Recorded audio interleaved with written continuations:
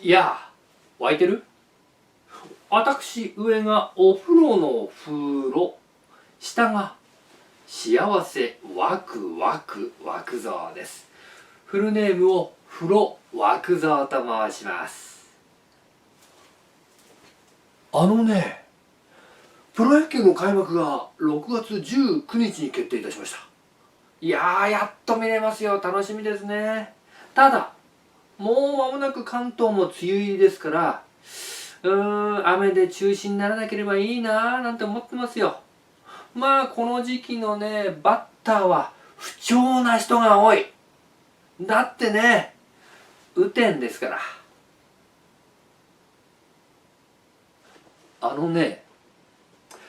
まあ試合見ててもね、いい試合は多いですよ。だって梅雨だけに前線ですよ。湧いてる？まだぬるいかな。まあ今日はこんなところで梅雨ネタで失礼をさせていただきます。梅雨だけに湿気。またお会いしましょう。